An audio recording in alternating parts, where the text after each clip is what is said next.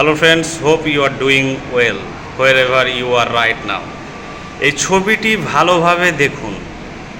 পরবর্তী জীবন অর্থাৎ আফটার লাইফে অসংখ্য ব্যক্তি প্রাচীন যুগ, মধ্যযুগ এবং আধুনিক যুগেও বিশ্বাস করেন যে পরবর্তী জীবনে মৃত্যুর পরে একদিন সময় আসবে মানুষ হেল বা হেভেনে যাবে, তাদের কর্মের ওপর ভিত্তি করে শাস্তি বা যন্ত্রণা পেতে হেলে যাবে এবং অনন্ত সুখ ভোগ করতে যাবে হেভেনে।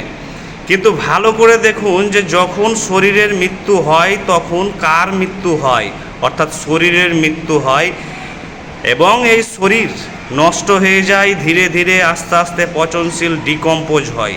তারপরে সে পঞ্চভূতে অর্থাৎ এই মহাবিশ্বের পদার্থের জগতে, এনার্জির জগতে বিলীন হয়ে যায়। তাই তার শরীর আর থাকে না, শূন্য সে শরীর থাকে। শুধু তার বলছে সূক্ষ্ম শরীর, অর্থাৎ মানুষের দুটো শরীর নিয়ে গঠিত, একটি পদার্থের শরীর যেটা দেখছেন নিজের শরীর, আর একটি অন্তরের শরীর, সেটি হচ্ছে সাটল বডি, সূক্ষ্ম শরীর। এই সূক্ষ্ম শরীরকেই বলা হয় আত্মা বা স্পিরিট বা সোল।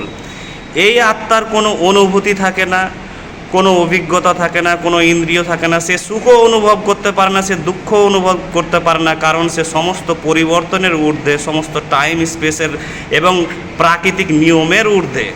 তাহলে যে মৃত্যুর পরে হেল বা হেভেনে গেল, তার তো শরীর নেই, গেল স্পিরিট বা সোল বা আত্মা।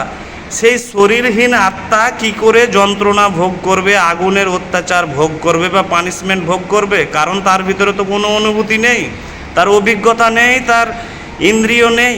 তাহলে হেলেই সে কী করবে এবং হেভেনেই কী করবে সে?